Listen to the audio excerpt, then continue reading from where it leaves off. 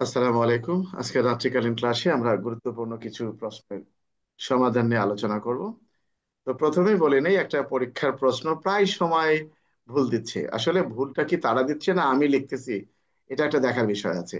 শুধু ধারা দিলেই হবে না, ধারার সাথে দেখতে হবে যে যে ধারাটা সে দিচ্ছে, একজন পরীক্ষার্থী যে ধারাটা দিচ্ছে আসলে প্রকৃতপক্ষে এই ধারার সাথে ওই প্রশ্নের কোনো মিল আছে কিনা। তো প্রশ্নটি দেয়া হলো যে আপনি একটা হত্যা মামলা তদন্তকারী কর্মকর্তা, আপনি হত্যা মামলার তদন্তকারী কর্মকর্তা। মামলা তদন্তকালে জানতে পারলেন মামলার যে বাদী সেই প্রকৃত খুনি, তার মানে মামলার বাদীটাই প্রকৃত খুনি। তো আয়ু কি করবেন? আয়ুর কাজ কি? তাহলে আয়ু কিভাবে জানলো? আয়ু জানলো হলো সাক্ষীদের জবানবন্দির উপর ভিত্তি করে। তাহলে আয়ু অবশ্যই সেই সাক্ষী কর্তৃক দেয়া জবানবন্দিতে মামলার বাদী কিভাবে এই অপরাধের সাথে জড়িত সেটা তার 161 ধারার জবানবন্দিতে লিপিবদ্ধ করবেন। এরপর কি করবেন? তদন্তকারী কর্মকর্তা তার জবানবন্দিতে, সাক্ষীর জবানবন্দিতে যে সকল বিষয় পেয়েছেন অবশ্যই সেটা কেস ডায়েরিতে লিপিবদ্ধ করবেন। কারণ কেস ডায়েরিতে এই বাদীকে অভিযুক্ত করে লিপিবদ্ধ না করলে উনি মামলায় তো চূড়ান্ত রিপোর্ট মিথ্যা দাখিল করতেই পারবেন না। কি পারবেন নাজমুল? না স্যার। তার মানে কি কেস ডায়েরিতে তিনি মামলার যাবতীয় কর্মকাণ্ড লিপিবদ্ধ করবেন। তারপরে তারপর তিনি দেখলেন সাক্ষ্য প্রমাণের ভিত্তিতে যে আসলেই মামলার বাদী প্রকৃত খুনি। তাহলে প্রথম কাজ কি হবে? তার প্রথম কাজটা হবে চূড়ান্ত রিপোর্ট মিথ্যা দাখিল করা। কারণ বাদী তো দুটো অপরাধ করেছে, একটা হলো খুন করেছে, আর একটা মিথ্যা মামলা করবে। মামলা দিয়েছে। তাহলে মিথ্যা মামলা দিলে বাদীর বিরুদ্ধে 211 ধারায় প্রসিকিউশন দাখিল করতে কি করতে হয়? চূড়ান্ত স্যার আমাদের রিপোর্ট কাছে মিথ্যা দাখিল করে আদালতের নিকট ওই বাদীর বিরুদ্ধে 211 ধারা অনুযায়ী প্রসিকিউশন দাখিলের জন্য অনুমতি চাওয়া হয়। কি ঠিক আছে? অনুমতি চাওয়ার পর এই অনুমতিতে চাবেন সেখানে কি কারণে তিনি অনুমতি চাচ্ছেন সেটা তিনি সেখানে লিখবেন। কি জন্য চাচ্ছেন তিনি সেখানে তিনি লিখবেন যে আমার তদন্তকালে সাক্ষ্য প্রমাণে দেখা যায় যে মামলার বাদী তিনি এই মামলার আসামিকে হেয় প্রতিপন্ন বা সামাজিকভাবে মর্যাদা ক্ষুণ্ণ করিবার উদ্দেশ্যে বা ক্ষতিগ্রস্ত করিবার উদ্দেশ্যে এই মামলাটি দায়ের করেছেন। সাক্ষ্য প্রমাণের ভিত্তিতে জানা যায় যে মামলার বাদী প্রকৃতভাবে এই মামলার সাথে জড়িত এবং তিনি প্রধান অপরাধী। এ লক্ষ্যে এই মামলার বাদীর বিরুদ্ধে পেনাল কোডের 211 ধারা অনুযায়ী প্রসিকিউশন দাখিলের জন্য চূড়ান্ত রিপোর্ট মিথ্যা দাখিল করলাম। আদালত কি করবেন? চূড়ান্ত রিপোর্ট মিথ্যা গ্রহণ করবেন। গ্রহণ করার পর পেনাল কোডের 211 ধারা অনুযায়ী কি করবেন? প্রসিকিউশন দাখিলের নির্দেশ দিবেন। এই আর অর্ডার শিট বা এই আদেশনামা পাওয়ার পর কি করবেন বাদী? বাদী, দুঃখিত, তদন্তকারী কর্মকর্তা কি করবেন? এই মামলার যিনি ভিকটিম অর্থাৎ যিনি মারা গেছেন, অর্থাৎ যিনি ডিসিস্ট, যে ব্যক্তি মারা গেছেন তার পরিবার কাছে তিনি বলবেন যে ঘটনাটি এরকম, আপনারা কেউ বাদী হবেন কিনা। এই বাদী প্রকৃত অপরাধী যদি তারা অপরাধ এই সংক্রান্তে, এই যে ব্যক্তি মৃত্যু হয়েছে, যাকে খুন করা হয়েছে, তার পরিবারের কেউ যদি থানায় এসে অভিযোগ দায়ের না করেন তাহলে সেক্ষেত্রে মামলার তদন্তকারী কর্মকর্তা ওই বাদীর বিরুদ্ধেই পেনাল কোডের 302 ধারায় নিয়মিত মামলা রুজু করার জন্য অফিসার ইনচার্জ বরাবরই আবেদন করবেন। এজন্য আদালতের কাছে তার অনুমতি নিতে হবে না। আমার কথা কি বুঝতে পারছো না বোঝো নাই? জি স্যার। আমলযোগ্য অপরাধ সংক্রান্তে মামলা রুজু করতে গেলে, এজাহার দায়ের করতে গেলে এটা আদালতের অনুমতির প্রয়োজন হয় না। কিন্তু এই 211 ধারা কেন প্রসিকিউশন দাখিলের জন্য তদন্তকারী কর্মকর্তা আদালতের নিকট অনুমতি চাচ্ছেন তার বিবরণ কিন্তু ওখানে উল্লেখ করতে হবে। তার মানে এই নয় যে আদালত অনুমতি দিবেন যে আইও আপনি বাদীর বিরুদ্ধে হত্যা মামলা রুজু করুন, এটার কিন্তু কোনো সুযোগ নাই। কি কোর্টের লোকজন, আমার কথা কি ঠিক আছে না নাই? জি স্যার। স্যার ঠিক আছে। এসপি বাবুল, আমাদের বাবুল সাহেব, মিতু হত্যার যে মামলা, কি হলো? বাদী কে ছিল? ওনার বাবা, ইয়া কি নো, জানি মৃত্যুর বাদী মৃত্যুর ছিল বাবা। বাবুল সাহেব নিজেই। হত্যাকাণ্ডের প্রথম মামলা বাবুল সাহেব নিজে ছিলেন। তো আয়ো কি করলেন? কি চূড়ান্ত এগুলো রূপে মিথ্যা ফালতু, দাবি। আমি ঊর্ধ্বতন অফিসারকে জানাবো। শোনো, সিআরপিসির 150 ধারা ঊর্ধ্বতন অফিসারকে ঘটনা ঘটানোর পর জানানোর কোনো সুযোগ নাই। এ তো জানেই না। পিআরবি 120, এটা কিছুই না, জানেই না তারা এগুলো কি। একটা জিনিস আগে বুঝতে হবে।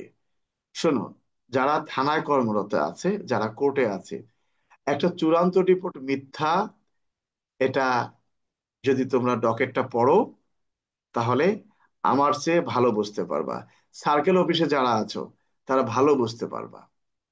তা এখানে এই এতগুলো ধারা দেওয়ার তো কোনো সুযোগ নাই। কি সুযোগ আছে নাকি? না স্যার। না স্যার। না, আমাকে খুশি করার জন্য না, আইনের বিষয়। মহসিন কবির, মহসিন কবির কে ভাই তুমি? মহসিন কবির, উত্তর নাই। আসসালামু আলাইকুম স্যার। স্যার আমি মহসিন কবির স্যার। ওই যে সেদিন আপনাকে বললাম যে আমি এমটি তে ছিলাম স্যার, আমাকে হ্যাঁ, বুক করে নেওয়ার জন্য এখন স্যার। কোথায় আছো তুমি? স্যার আমি এসবি তে কর্মরত আছি স্যার, এই মুহূর্তে বাসায় আছি স্যার। না না, ঠিক আছে, এসবি তে আছো, গুড, ভালো কথা। আমি এমটিতে ছিল।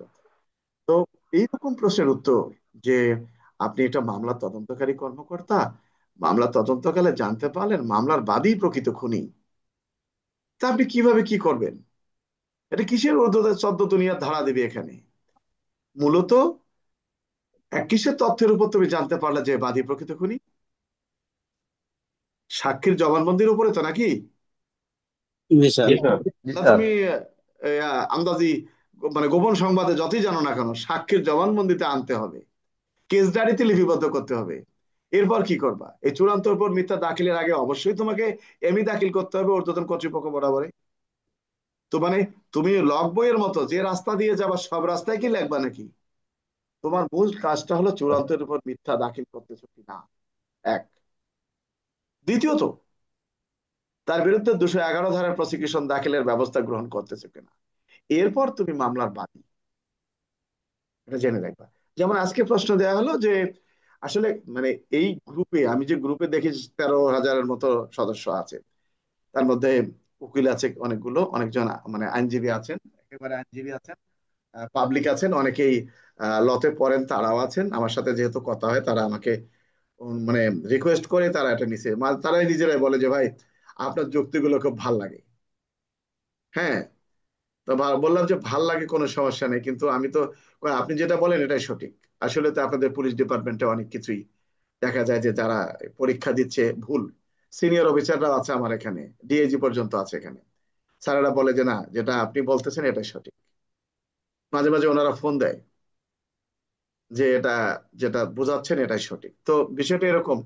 আজকে প্রশ্ন দেওয়া হলো যে একজন সাব ইন্সপেক্টর রাত্রিকালীন টহল ডিউটি করার সময় একটা রাস্তার মোড়ে পরিত্যক্ত অবস্থায় একটা প্রাইভেট কার পেয়েছে। পরিত্যক্ত কাকে বলে? পরিত্যক্ত, সন্দিগ্ধ, চোরাই, এটা কি এক? না না স্যার। স্যার। না স্যার। না। পরিত্যক্ত মানে বেওয়ারিশ, মালিকবিহীন। মালিক নাই, কাউকে খুঁজে পাচ্ছে না, এই তো নাকি? হ্যাঁ, জি স্যার। মানে পাহারাদার কেউ নাই, এই তো নাকি?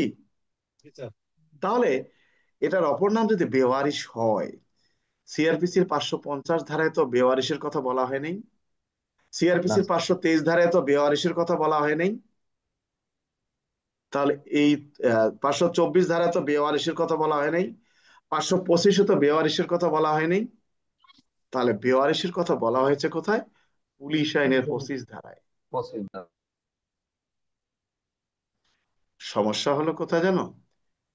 আমাদের মানুষের মনে হিংসা, অতিরিক্ত হিংসা। এই যে আমি ক্লাস করাই না, আহ আগে অনেকেই বলতো, বরাবর আমার রাগারাগিতে এগুলা বাদ হয়ে গেছে, স্যার আপনি আমাদের ক্লাস করাচ্ছেন, এই ক্লাসের ভিডিওটা আবার ওখানে দিচ্ছেন, ওরা তো স্যার বিনা পয়সায় শিখতেছে। এটা হলো ঘটনাটা। তোমাকে সংশোধন করার জন্য কেউ তোমাকে পরামর্শ দিবে না যে তুমি কিন্তু ভুল করতেছো। স্পষ্ট, যাদের কাছে বই আছে, পুলিশ আইনের 25 ধারা পড়ে দেখো কি বলা আছে সেখানে। সেখানে বলা হয়েছে, বেওয়ারিশ দাবিদার বিহীন কোন সম্পত্তি পুলিশের নজরে আসলে পুলিশ সেটা যথাযথভাবে হেফাজতে নেবেন এবং হেফাজতে নেওয়ার বিষয়টি পুলিশ ম্যাজিস্ট্রেটকে অবগত করবেন। তোমাকে বুঝতে হবে যে এই প্রশ্নের উত্তর 25 ধারায়। এখন তুমি জব্দ তালিকা করবে 102, 103, বিপি ফর্ম নাম্বার 44, বিআরবি 280, হুদাই জিডি করবে 154, 55, 56, মানে যা তোমার মনে আসছে। এটা কি তোমার সঠিক হলো? তোমাকে আগে বুঝতে হবে যে প্রশ্নের উত্তরটা কি জানতে চাচ্ছে। আমার কথা কি বুঝতে পারছো তোমরা? জি স্যার। এখন আবার প্রশ্ন আসছে যে হত্যা মামলা প্রমাণের ক্ষেত্রে লাশের গুরুত্ব কতটুকু, অর্থাৎ খুনের মামলা প্রমাণ করার ক্ষেত্রে লাশের গুরুত্ব কতটুকু। আচ্ছা, কোন আইনে কি এর কোনো মানে এর কোনো উত্তর লেখা আছে কোন আইনের কোন ধারায়? না স্যার। কোথাও লেখা নেই, কোনো জায়গায় লেখা নেই। আমার কাছে আছে, এটা হাইকোর্টের একটা সিদ্ধান্ত, ডিএলআর এ আছে যে হত্যা মামলা প্রমাণের ক্ষেত্রে লাশের গুরুত্ব অপরিসীম। তবে সকল ক্ষেত্রে লাশ নাও পাওয়া যেতে পারে। লাশ পাওয়া যায়নি বলে হত্যা মামলায় একজন অভিযুক্তকে খালাস দেওয়া যুক্তিসঙ্গত নয়। সেক্ষেত্রে প্রত্যক্ষ, পরোক্ষ বা বস্তুগত সাক্ষ্যের মাধ্যমেও এটি প্রমাণ করা যেতে পারে। তবে যে ক্ষেত্রে লাশ পাওয়া যাবে না সেক্ষেত্রে হত্যা মামলায় বা খুনের মামলায় মৃত্যুদণ্ড দেয়া সঠিক নয়। মানে মৃত্যুদণ্ড দেয়াটা ঠিক হবে না, কারণ লাশে যেহেতু পান নাই। এখন আবার বলছে যে এমন হতে পারে যে লাশটি এমন স্থানে সরিয়ে ফেলা হয়েছে যেটা খুঁজে পাওয়া সম্ভব নয়, বা এমন স্থানে লাশটি দেখা গিয়েছে, লাশটি সেখান থেকে উদ্ধার করা সম্ভব হয় নাই। তুমি লঞ্চে যাচ্ছ, লঞ্চে যাওয়ার সময় দেখলা যে একজন সে তর্কাতর্কি করতে করতে বরিশালের পানির মধ্যে, সমুদ্রের মধ্যে ফেলে দিল। ওখানে কি দাঁড়াতে পারবে? লঞ্চের পাকার বাড়িতে স্রোতে কোথায় চলে গেছে, কিন্তু লোকটাকে যে ফেলে দেওয়া হয়েছে তো সত্যি নাকি? জি স্যার। জি স্যার, অনেকেই দেখছি স্যার। এরপরে একটা লোককে প্রকাশ্য দিবালোকে খুন করে টুকরো টুকরো করে বস্তার মধ্যে করে নিয়ে গেছে, সবাই তাকিয়ে দেখছে আর ভিডিও করছে, কিন্তু লাশটা আর পাওয়া যায় নাই। অনেক সময় দেহ পাওয়া যায়, মাথা পাওয়া যায় না। এখন দেহ পাওয়া যায় বলেই শনাক্ত করা অনেক ক্ষেত্রে সম্ভব হয় না কোন ব্যক্তিটা মারা গেছে। এখন এইখানে দুজন লোককে গ্রেপ্তার করা হয়েছে, এখন তারা জবানবন্দি দিয়েছে কিন্তু নাম বলে নাই, কি করবো? স্যার আমরা খুন করছে, নাম বলবো না, কি করবো তুমি? না,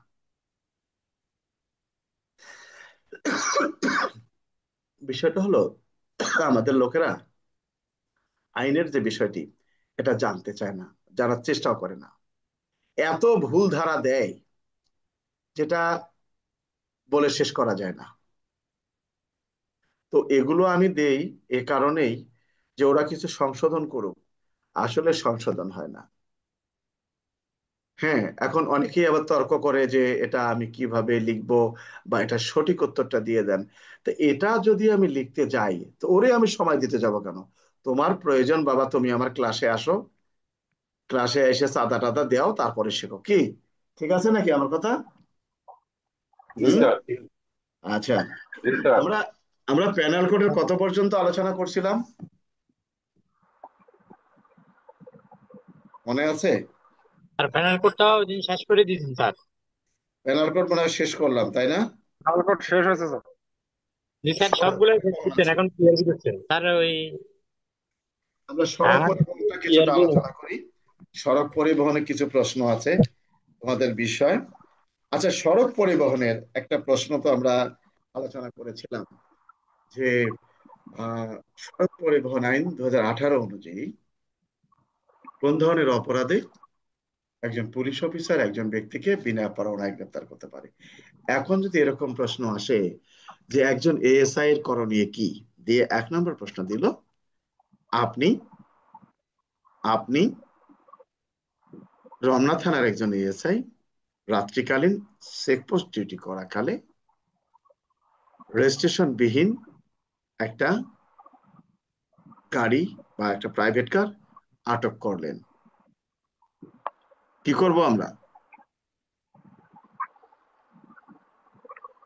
রেজিস্ট্রেশন বিহীন বা প্রশ্ন আসলো যে আহ ভুল নাম্বার প্লেট, বা দেখা গেল যে আপনি ডিউটি করতেছেন, একটা প্রাইভেট কার একটা লোককে চাপা দিয়ে দ্রুত চলে যাচ্ছে, আপনি অনেক কষ্টে এই প্রাইভেট কারটি আটক করলেন, এক্ষেত্রে আপনার করণীয় কি, কি করবেন? তোর বিনা পরোয়ানায় গ্রেপ্তার করবে 110 ধারা। এটাই কথা, অর্থাৎ এএসআই বিনা পরোয়ানায় গ্রেপ্তার করবেন। জেনে রাখতে হবে, সড়ক পরিবহন আইনে বিনা পরোয়ানায় গ্রেপ্তারের ক্ষমতা দেওয়া হয়েছে একজন এএসআই, একজন কনস্টেবলও ক্ষমতা প্রয়োগ করতে পারবেন। তবে উক্ত কনস্টেবলকে হতে হবে পোশাক পরিহিত এবং তার সম্মতি। কর্তব্যরত সম্মুখে অবস্থা। অপরাধটা সংগঠিত হতে হবে। এখন, কারণ আপনি তো আর মামলা দিতে পারবেন না, অনুরূপভাবে যদি এরকম কখনো প্রশ্ন আসে যে একজন এএসআই এর করণীয় কি, এক, পাবনা চৌরাস্তা মোড়ে সিনেমা হলের সামনে ডিউটি করা কালে ক নামক ব্যক্তিকে সিনেমা হলের টিকিট উচ্চ মূল্যে বিক্রয় করতে দেখলেন, কি করবেন আপনি? কি? আর পুলিশ আইনের যেটা 37-এর ক, সেক্ষেত্রে ও এএসআই এর কাজ হবে উক্ত ব্যক্তিকে মানে আহ, হেফাজতে না নিয়ে সে যেন পলায়ন করতে না পারে ওই ব্যবস্থা করা। এমনকি এটা তো তুমি ডিপার্টমেন্টের বলছো অনেকে তো 34 ধারা গ্রেফতার করে ফেলবে। সিনিয়র অফিসারকে না, কথাটা এরকম না, কথাটা হবে এই সংবাদ তিনি দেখলেন, তাহলে তার কাজটা কি হবে? তিনি যে থানার আওতায় আছেন সেই থানার অফিসার ইনচার্জকে বিষয়টি জানাবেন, অথবা তিনি যদি ফাঁড়ির ইনচার্জ হয়ে থাকেন তাহলে তিনি যদি ফাঁড়িতে কর্মরত থাকেন তাহলে সাব ইন্সপেক্টর বা সার্জেন্ট পদমর্যাদার অফিসারকে বিষয়টি সংক্রান্ত অবগত করবেন। এছাড়া আর কিছু করার নেই। আছে কিছু করার?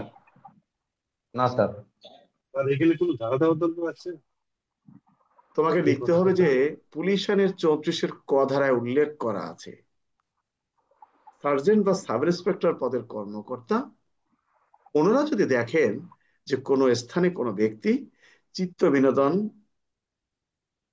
স্থানের বা চিত্ত বিনোদন হলের বা প্রবেশের টিকিট নির্ধারিত মূল্যের চেয়ে উচ্চ মূল্যে বিক্রয় করতেছেন, তাহলে তিনি বিনা পাওনায় গ্রেপ্তার করতে পারবেন।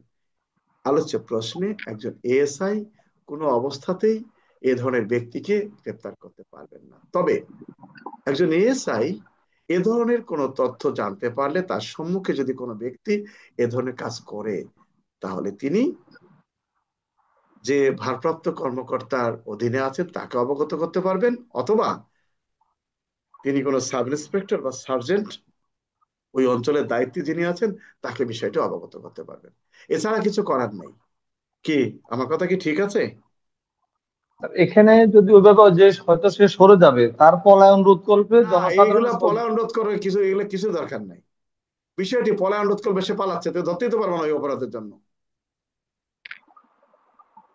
কথাটা কি বুঝতে পারছো?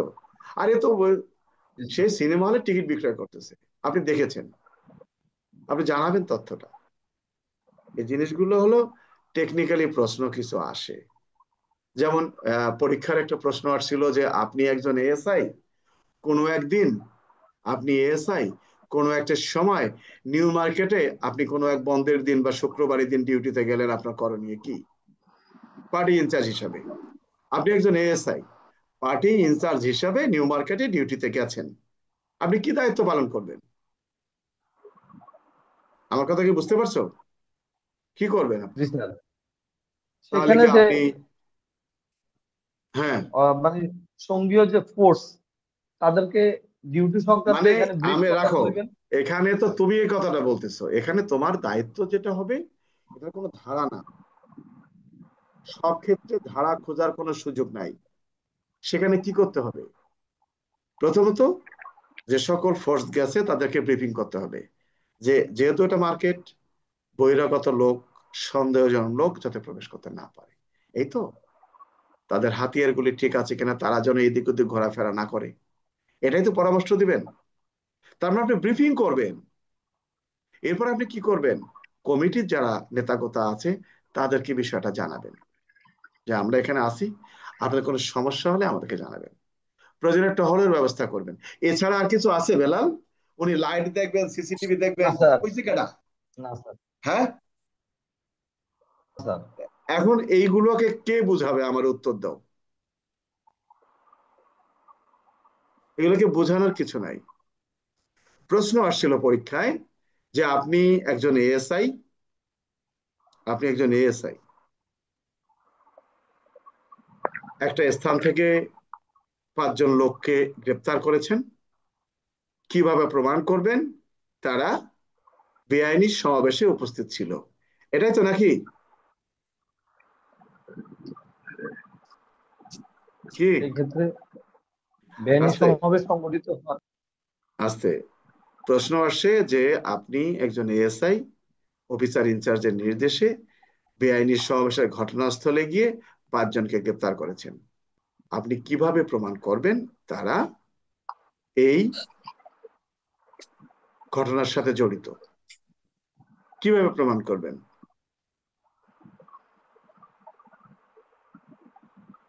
আপনি প্রমাণের এখানে ওই আপনাকে যেতে হবে পেনাল কোডের 141 ধারা, যে 5টি উদাহরণ দেয়া আছে, সেখানে যদি ভাঙচুর হয়ে থাকে, অগ্নিসংযোগ হয়ে থাকে, কোনো মারপিট হয়ে থাকে, তাহলে চিহ্ন তো কিছু পড়ে আছে নাকি?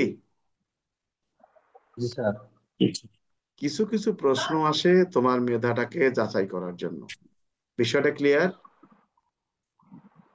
আমরা এতই বোকা আমরা বুঝি না।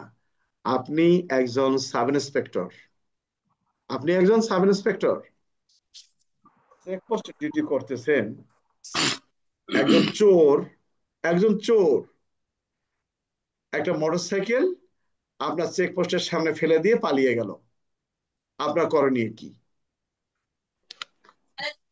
কি করবেন? পুলিশ পুলিশের প্রসিজার স্যার।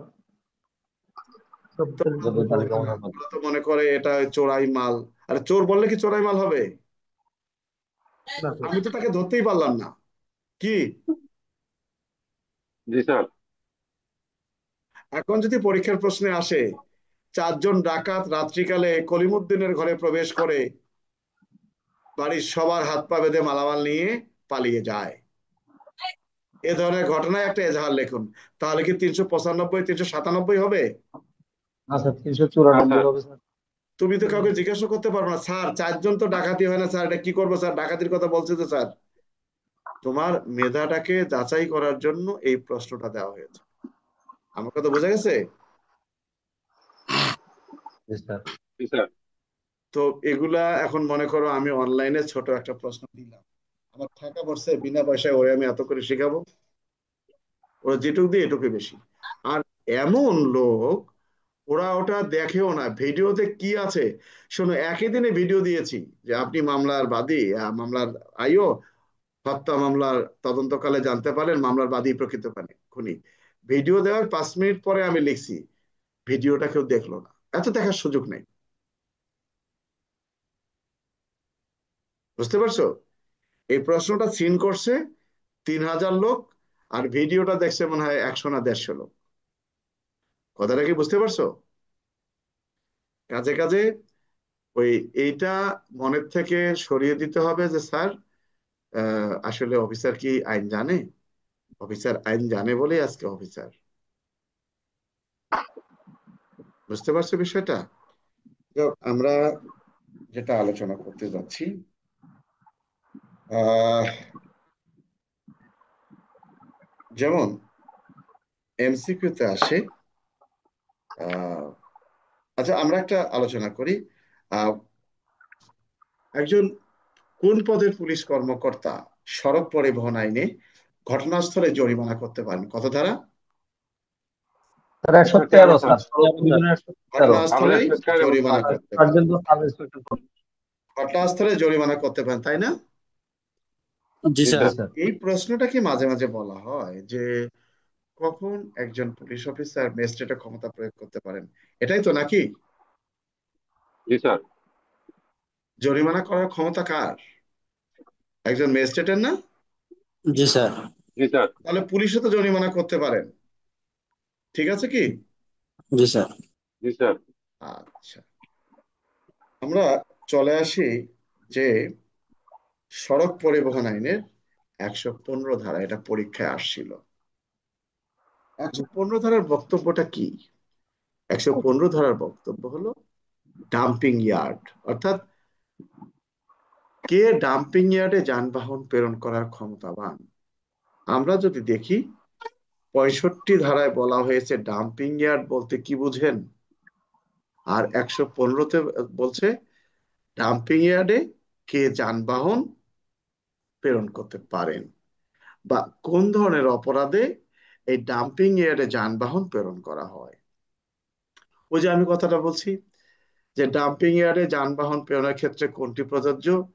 আপনি চোরাই একটা মোটরসাইকেল পাইলেন, সেটা কি ডাম্পিং ইয়ার্ডে প্রেরণ করার কোনো সুযোগ আছে? না স্যার। না না স্যার। স্যার। কিন্তু সড়ক দুর্ঘটনায় বা সড়ক পরিবহন আইনের অপরাধে আপনি একটা যানবাহনকে ডাম্পিং ইয়ার্ডে প্রেরণ করতে পারেন। তাহলে ডাম্পিং ইয়ার্ডে কোন পদের কর্মকর্তা যানবাহন প্রেরণ করতে পারেন? সার্জেন্ট, সাব সার্জেন্ট বা ইন্সপেক্টর, সাব টিআই, ইন্সপেক্টর, তদূর্ধ্ব কর্মকর্তা। চতুর্থ কর্মকর্তা। ভালো কথা। ডাম্পিং ইয়ার্ডে যানবাহন প্রেরণ করার পর কি বলা আছে, যে এখানে বলা আছে ডাম্পিং ইয়ার্ডে কোনো যানবাহন প্রেরণ করলে যানবাহনের মালিক কয় মাসের মধ্যে তার যানবাহনটি ফেরতের জন্য আবেদন করতে হবে? 2 মাসের ভিতর স্যার। বলা আছে যে মালিক মোবাইল কোর্ট হোক কিংবা আদালতেই হোক, এই ডাম্পিং হতে যানবাহনটি অবমুক্তির লক্ষ্যে 2 মাসের মধ্যে তিনি আবেদন করবেন। কার কাছে করতে পারেন? পুলিশ সুপারের কাছে করতে পারেন, ডিসি ট্রাফিকের কাছেও করতে পারেন, কিংবা আদালতের কাছেও করতে পারেন, এই তো নাকি? জি স্যার। জি স্যার। জি স্যার। যদি কোনো ব্যক্তি 2 মাসের মধ্যে তার ডাম্পিং ইয়ার্ডে থাকা যানবাহনটি ফেরতের উদ্দেশ্যে আবেদন না করেন, সেক্ষেত্রে অনুসরণীয় পদ্ধতি কি? বলো। নিলামে বিক্রি করা তাহলে যাবে স্যার। যানবাহনটি স্যার সমস্ত না সেলিম, মধ্যবর্তী বা খালি সেবামূলক সংক্ষেপে উত্তর প্রতিষ্ঠান দিলে হবে না, তোমাকে বলতে হবে যে 115 115 চাইলে অনুযায়ী বলা ব্যতীত। আছে যে ডাম্পিং ইয়ার্ডে যানবাহন যেটা প্রেরণ করা হয়েছে, এই ডাম্পিং ইয়ার্ডে প্রেরিত যানবাহনের মালিক যদি যথাসময়ে তার এই যানবাহনটি ফেরতের জন্য আবেদন না করেন, সেক্ষেত্রে আদালত সউদ্যোগে এই যানবাহনটি কোনো সেবামূলক প্রতিষ্ঠানকে ব্যবহারের অনুমতি দিতে পারেন বা প্রকাশ্য নিলামে বিক্রয়ের আদেশ দিতে পারেন। বিক্রয়ের আদেশ দিতে পারেন। প্রশ্নের উত্তরটা এমন, শোনো, তোমাদের বই দেখে লেখা, তোমরা কিছুই জানো না। কোনো কারণে যদি তোমার বইটা হলে নিতে না দেয়, তাহলে তুমি শেষ। এই চাকরি করে তো লাভ নাই। আমি পরীক্ষার্থী সব দিকে প্রস্তুত হব। আমার কথা কি বুঝতে পারছো? ধারা আমি জানি, আর ভিতরে জানি না, 2 লাইন লেখলে তো হবে না। তাহলে 115 ধারার বক্তব্যটা হলো, 15 ধারার প্রশ্ন কি আসে, কোন ধরনের যানবাহন ডাম্পিং ইয়ার্ডে প্রেরণ করতে হয়, ডাম্পিং ইয়ার্ড থেকে যানবাহন অবমুক্তির পদ্ধতি আলোচনা করুন, বা যে সকল যানবাহন ডাম্পিং ইয়ার্ডে প্রেরণ করা হয়েছে সে সকল যানবাহন যদি মালিক যথাসময়ে ফেরতদানের জন্য আবেদন না করেন, সেক্ষেত্রে অনুসরণীয় পদ্ধতি কি? কাউকে ব্যবহার করতে দিতে পারবেন, বিক্রয় করে দিতে পারবেন, এই তো নাকি? জি স্যার। জি স্যার, কোন সরকারি সংস্থা, সেবামূলক প্রতিষ্ঠান বা নিলামে আমরা চলে আসি 17 ধারায়, সড়ক পরিবহন আইন, আমলযোগ্যতা, জামিনযোগ্যতা এবং আপরযোগ্যতা। এটা তোমাদের এমসিকিউতে আসে, জানো তো? জি স্যার। সড়ক পরিবহন আইন 2018 অনুযায়ী কোন কোন অপরাধগুলো জামিনযোগ্য আর কোন অপরাধগুলো জামিনযোগ্য নয়। শোনো, এগুলো কাহিনী জানতে হবে, কাহিনী না জানলে তুমি অনেক কিছুই বুঝতে পারবে না। কাহিনীটা কিরকম? যখন 2018 সনে দুটো ছাত্র মারা যাওয়ার পর আন্দোলন হলো, আইন প্রণয়ন করতেছিল, তো ওই সময় কিন্তু সড়ক পরিবহন নয়, তখন পেনাল কোডের 304-এর খ ধারায় নিয়মিত মামলা রুজু হতো। কত ধারায়? 304-এর খ ধারায়। এখন 304-এর খতে সর্বোচ্চ শাস্তি ছিল 3 বছর এবং অপরাধটি ছিল জামিনযোগ্য। সড়ক পরিবহন আইন 2018 যখন পাশ হলো, সেখানে 105 ধারার মধ্যে শাস্তি দেওয়া হয়েছে 5 বছর, অপরাধটি করা হয়েছে জামিনের অযোগ্য। এটা নিয়ে গাড়ির চালকগণ পুরো রাস্তায় মিছিল করতে করতে অবস্থা শেষ। আর এই খুনের মামলা তো আদালত জামিন দিতে পারেন না, আদালতের এখতিয়ার আছে। তো এক্ষেত্রে যখন আন্দোলন করলো, আসলে আমরা চাকরি করি পুলিশের, তো থানার মধ্যে একটা চেয়ার থাকলেই চলে, আইন কানুন জানার প্রয়োজন নেই। যাই হলো তদন্তের কাছে, তদন্ত বলে এই সেকেন্ড অফিসারের কাছে যাও, সেকেন্ড অফিসারকে এমন দেখো তার রাইটার অমুক আছে কিনা, একটা এজাহার লিখতে বলো। এটাই হলো ঘটনা। কোন ধারা হবে কোনটা হবে না কেউ বোঝে না। দেখা গেল একটা প্রশ্ন চলে আসছে, একজন ব্যক্তি থানায় এসে অভিযোগ দায়ের করেছে। কিরকম অভিযোগ দায়ের করেছে? যে আমার আত্মীয় অমুক বা আমার ভাই অমুককে গত এত তারিখ অমুক অমুকগণ ধারালো অস্ত্র দ্বারা আঘাত করলে তার ডান হাত দ্বিখণ্ডিত হয়ে যায়, 2 ভাগ হয়ে যায়, চোখ নষ্ট হয়ে যায়। পরবর্তীতে আমরা তার সুচিকিৎসার জন্য ঢাকা মেডিকেল কলেজ হাসপাতালে ভর্তি করাই। দীর্ঘ 5 দিন সে চিকিৎসাধীন থাকা অবস্থায় আজকে সে মৃত্যুবরণ করেছে। এখন 5 দিন আগে হাত কেটেছে, চোখ নষ্ট হয়েছে, তাহলে আমরা কি 326, 307, 302 লিখবো, না সরাসরি 302, 34 ধারায় মামলা রেকর্ড করব? কোনটা? কে? 302 স্যার। এখন এই প্রশ্ন তুমি গ্রুপে দাও, 326, 307, 302। আরে বাবা, যাকে নিয়ে ঘটনা সে তো মরেই গেল, তার 326 কোথায় হয়? সে তো বেঁচে থাকতে হবে। কি আওলাদ হোসেন? কথা ঠিক স্যার। এই জিনিসগুলো বুঝতে হবে। আরো কত ল্যাংটা করে কথা বলবো। দর্শন করার আগে নারীটির সর্বাঙ্গে স্পর্শ করেছে, এরপর তাকে রেপ করেছে। তাহলে কি ওই তোমার 10 ধারা দেওয়ার পরে কি 9-এর 1 আসবে? কোনটা? কি? না স্যার, সরাসরি নয় র্যাক। তো তোমাদেরকে না বোঝালে বোঝো না তোমরা। আইনটা হলো এরকম জিনিস, আইনটাকে বুঝতে হবে। তাহলে আমরা এখানে দুটো বিষয় আসছে, কোন কোন অপরাধগুলো আপসযোগ্য, কোন কোন অপরাধগুলো আপসযোগ্য নয়। এখানে বলা আছে যে বেলাবল, নন বেলাবল। বেলাবলের ক্ষেত্রে বলা হয়েছে যে 84, 98, 105 ধারার সংগঠিত অপরাধ ব্যতীত। তার মানে কি, কোন কোন ধারা জামিন অযোগ্য? 84, 98, 98, 105। 105 এ ধারার অপরাধগুলো জামিনের অযোগ্য। তাহলে জামিনযোগ্য কি?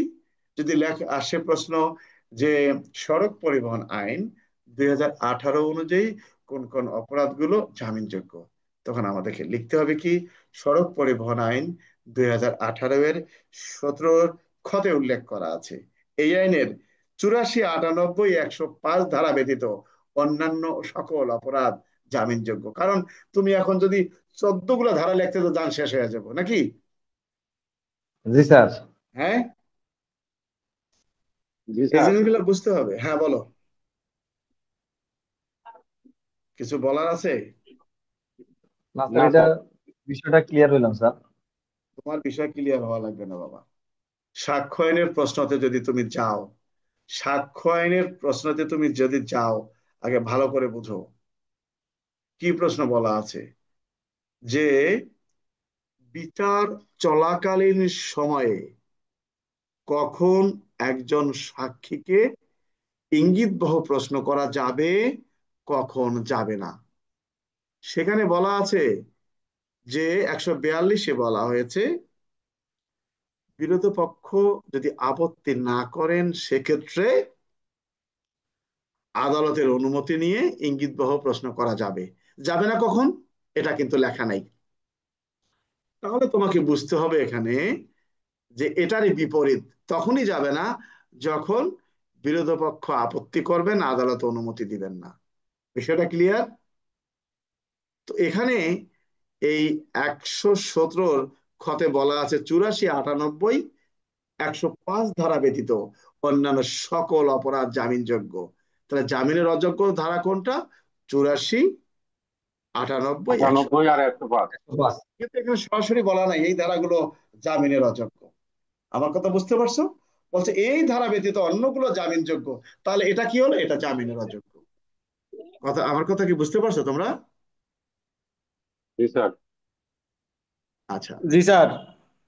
শোনো, পরীক্ষা দিলে হবে না, পরীক্ষার প্রশ্ন বুঝতে হবে। একটা প্রশ্ন আসছিল যে মনে করো প্রশ্ন আসছে, সংশ্লিষ্ট ব্যক্তিদের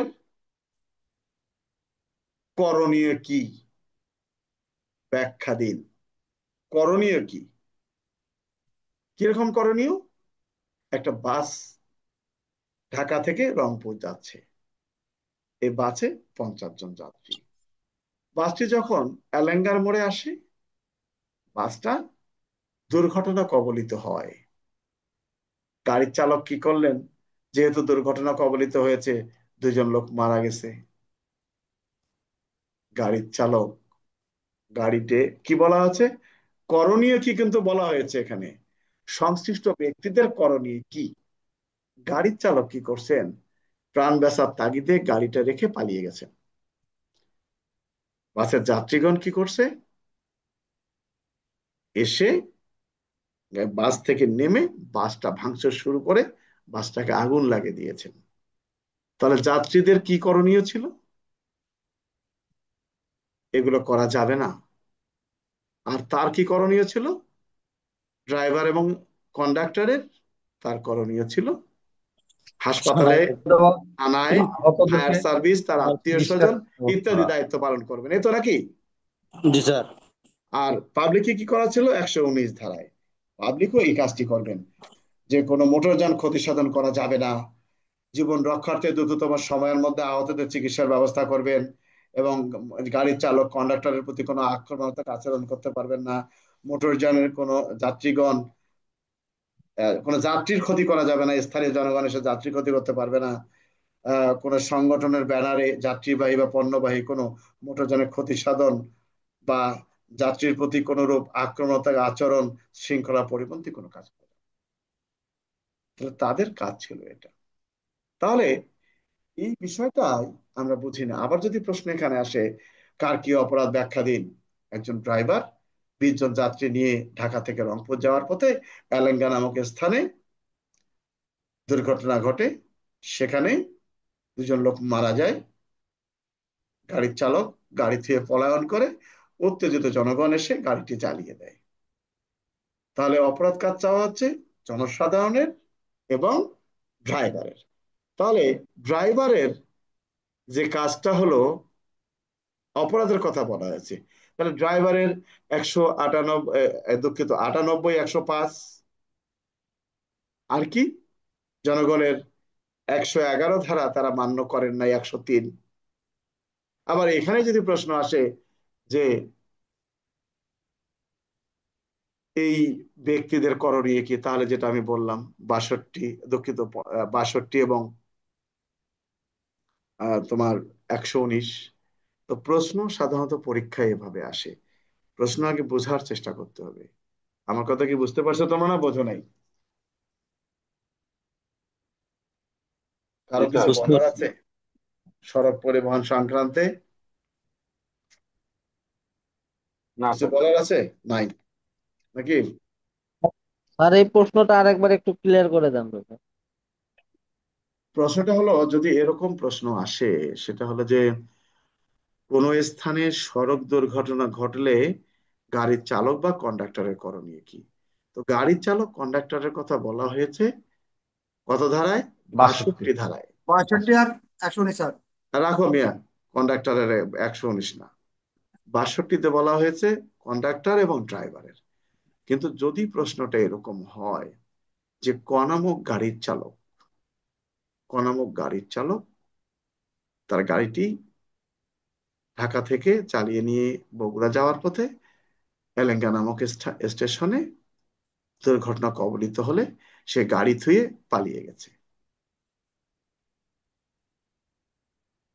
এক্ষেত্রে তার অপরাধ আলোচনা করুন। এটা পুষানো অপরাধটা বোঝেন। কিন্তু এই 62 ধারা তার দায়িত্ব ছিল, 62 ধারা মানে নাই, এজন্য কত ধারায় তার শাস্তির বিধান আছে? পুষানো বোঝেন স্যার। 98, 105 স্যার। নো, 95 ধারা। 95। মরেই তো নাই।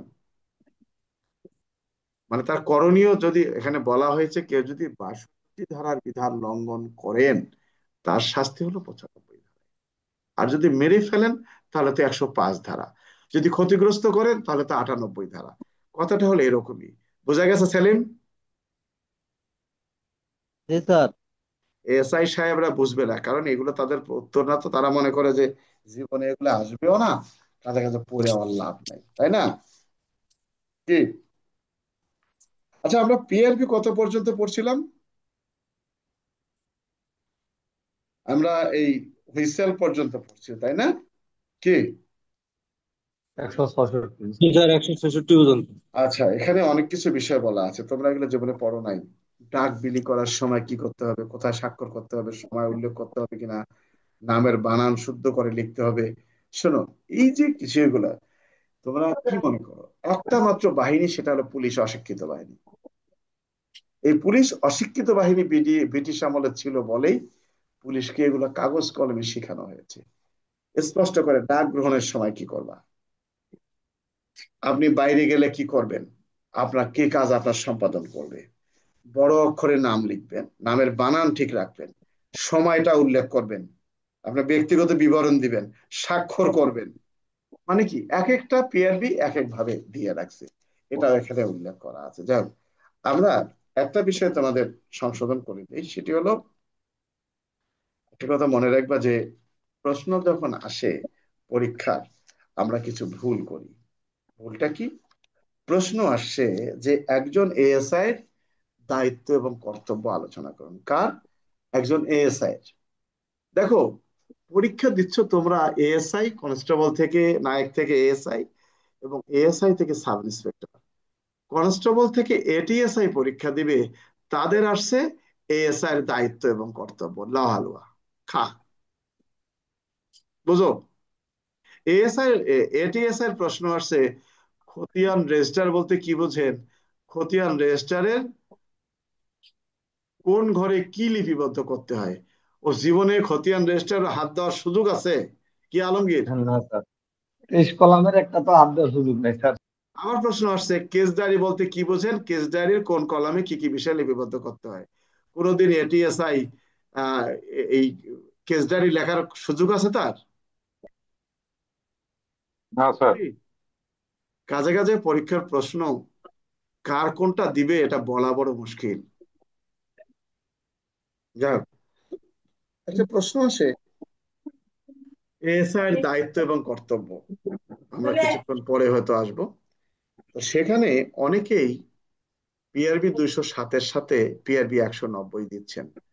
আসলে পিআরবি 190 এএসআই এর দায়িত্ব এবং কর্তব্য নয়, এটা ভালো করে বুঝতে হবে। পিআরবি 190টা কি? আমরা যদি দেখি, এই পিআরবির উপরে যদি যাই, এই অধ্যায়টা হলো সার্কেল ইন্সপেক্টরের অধ্যায়, অর্থাৎ সার্কেল অফিসের অধ্যায়। সার্কেলকে বলেছে যে এ সার্কেল, তোমার অফিস চালানোর জন্য একজন এএসআই দেব, একজন কনস্টেবল দেব। এএসআই ডাক খুলে তোমার নিকট উপস্থাপন করবে। আদারলি হিসেবে একটা কনস্টেবল দেওয়া হবে তোমাকে। আচ্ছা, এখন যে ইন্সপেক্টর আছে অনেক সার্কেল অফিসে, তাহলে এখন রিডার হিসেবে। তো আসলে এএসআই এর দায়িত্ব এবং কর্তব্য এটা শুধুমাত্র পিআরবি 207, অন্য কোনো পিআরবি দেওয়ার কোনো সুযোগ নাই।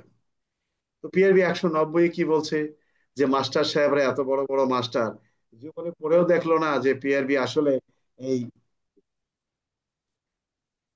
190-তে আসলে যে এএসআই দায়িত্ব কর্তব্য বিষয়ে বলা নাই। কি বলা আছে আমরা 190-তে? প্রত্যেকটি সার্কেল সহকারী পুলিশ সুপারকে তার নিয়মিত কর্ম সম্পাদনের সহায়তার জন্য একজন এএসআই দেয়া হবে, হইবে। এটা কি এএসআই দায়িত্ব কর্তব্যের মধ্যে পড়লো কি? না স্যার। না স্যার।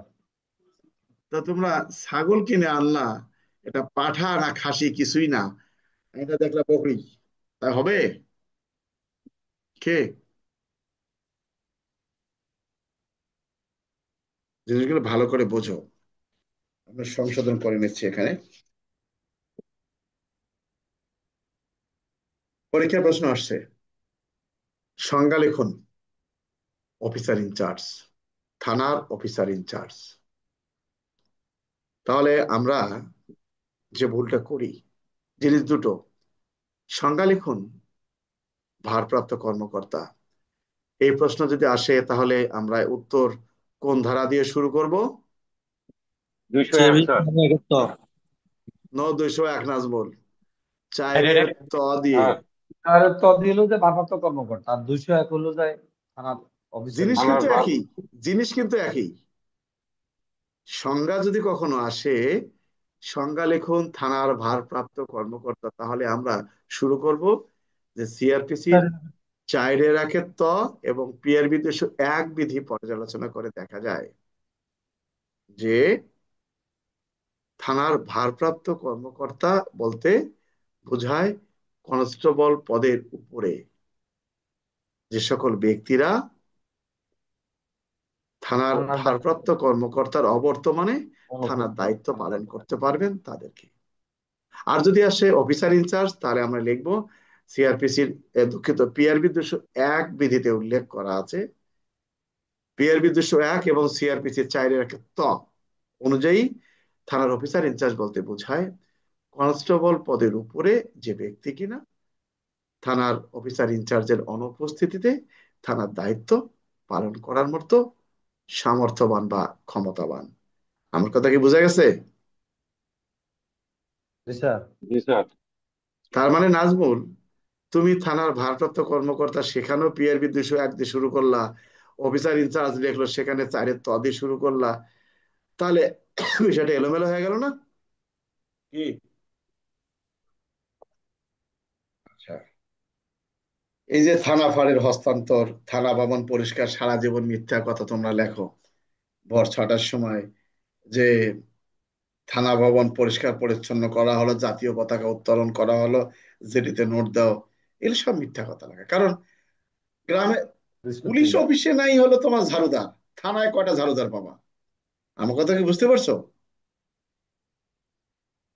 স্যার এই জন্য তো লেখা হয়েছে বেসরকারি ঝাড়ুদার দ্বারা স্যার। এটা এখন বাদ দাও, আমরা চলে আসি, সেটা হলো থানার অফিসার ইনচার্জের দায়িত্ব এবং কর্তব্য। যদি কখনো প্রশ্ন আসে যে অফিসার ইনচার্জের দায়িত্ব এবং কর্তব্য কি, বা আপনি থানার অফিসার ইনচার্জ, থানায় যোগদান করেছেন, যোগদান করার পর আপনার সকল সদস্যের প্রতি করণীয় কি? পিআরবি 205 কি হলো? আপনি অফিসার ইনচার্জের দায়িত্ব কি? আপনি, প্রশ্ন আসে ইন্সপেক্টরশিপে যে আপনি সদ্য মধুপুর থানায় যোগদান করেছেন, আপনি আপনার থানার পুলিশ সদস্যদেরকে কোন ধরনের ব্রিফ করবেন আলোচনা করুন। এটাই উল্লেখ করা আছে পিআরবি 205 বিধিতে। কি বলা আছে? থানার একজন ওসি তার আওতার মধ্যে শান্তি রক্ষা, অপরাধ নির্ণয়, প্রতিরোধে তাহার অধস্তন পুলিশ সদস্যদের যথাযথ কাজে লাগানো এবং ব্যবস্থার জন্য দায়ী থাকবেন। তার মানে কি, তোমার পুলিশগুলাকে যথাযথভাবে ওসি সাহেব তুমি লাগাচ্ছ কিনা এটার জন্য তুমিই দায়ী থাকবা। এরপরে বলা আছে অপরাধ দমনের জন্য তাহার প্রধান লক্ষ্য হওয়া উচিত অপরাধ, অপরাধীদের শ্রেণী, ভবঘুরে ভ্রাম্যমাণ দলের আবাস অথবা থানার মধ্য দিয়ে ভ্রমণরত দল সম্পর্কে সঠিক তথ্য লাভ করা, তাদের প্রতি কার্যকর দৃষ্টি রাখা অথবা আইন অনুযায়ী তাদের বিরুদ্ধে ব্যবস্থা গ্রহণ করা। এরপর তিনি কি করবেন? তার দায়িত্বাধীন এলাকা ও বসতি সম্পর্কে তাদের সহানুভূতি ও সহযোগিতা সম্পর্কে সঠিক চিত্র লাভ করবেন। অপরাধ, অপরাধী, সন্দেহভাজন চরিত্র, আগন্তুক সম্পর্কে আগে ভাগে চৌকিদার মারফত খবর নিবেন। তার মানে পিআরবি 205-এর বক্তব্যটা কার জন্য? থানার অফিসার অফিসার ইনচার্জের ইনচার্জে। জন্য। তো যদি কখনো আসে যে পুলিশের দায়িত্ব এবং কর্তব্য আলোচনা করুন, তাহলে বুঝতে হবে এটা পুলিশ আইনের 23 ধারার প্রশ্ন। যদি কখনো আসে কনস্টেবলের দায়িত্ব এবং কর্তব্য আলোচনা করুন, তাহলে বুঝতে হবে পিআরবি 208। 208-এর প্রশ্ন। যদি কখনো প্রশ্ন আসে এএসআই এর দায়িত্ব এবং কর্তব্য আলোচনা করুন, তাহলে বুঝতে হবে পিআরবি 207-এর প্রশ্ন। যদি প্রশ্ন আসে অফিসার ইনচার্জের দায়িত্ব এবং কর্তব্য কি, তাহলে বুঝতে হবে পিআরবি 205-এর প্রশ্ন। আমার কথা বোঝা গেছে? তার দায়িত্ব, তিনি কোন ধরনের ব্রিফ করবেন, এটাই উল্লেখ করা আছে পিআরবি 205-এ। আমার কথা বোঝা গেছে না বোঝা নাই? বুঝতে জি পারছি স্যার। স্যার। আচ্ছা, 202 অফিসার, থার্ড অফিসার, জামাতদার বাবু তদবির করতে আগে সেকেন্ড অফিসার হওয়ার জন্য, বুঝতে পারছো? যাক, আমরা চলে আসি এএসআই এর দায়িত্ব এবং কর্তব্য। আচ্ছা, এখানে এই প্রশ্নটার ভাগ আছে, এটা গুরুত্বপূর্ণ প্রশ্ন কিন্তু। কিরকম ভাগ আসে? এই প্রশ্নটা আসে একজন এএসআই নিয়োগের উদ্দেশ্য কি? একজন এএসআই নিয়োগের উদ্দেশ্য কি? তাহলে আমরা কি বুঝবো? পিআরবি 207-এর ক। আবার যদি আসে একজন এএসআই কে কোন ধরনের দায়িত্ব প্রদান করা আইনসঙ্গত নয়, তাহলে বুঝতে হবে পিআরবি 207-এর খ। আবার যদি প্রশ্ন আসে এএসআই কখন মামলা তদন্ত করতে পারেন, তাহলে মনে করতে হবে 207-এর গ। আবার যদি প্রশ্ন আসে এএসআই কে কি টহল দলে নিয়োজিত করা যায়, তাহলে এটা জানতে হবে পিআরবি 207-এর ঘ। তার মানে কি, প্রত্যেকটির ক্ষেত্রে আলাদা আলাদা বিষয় দেয়া আছে।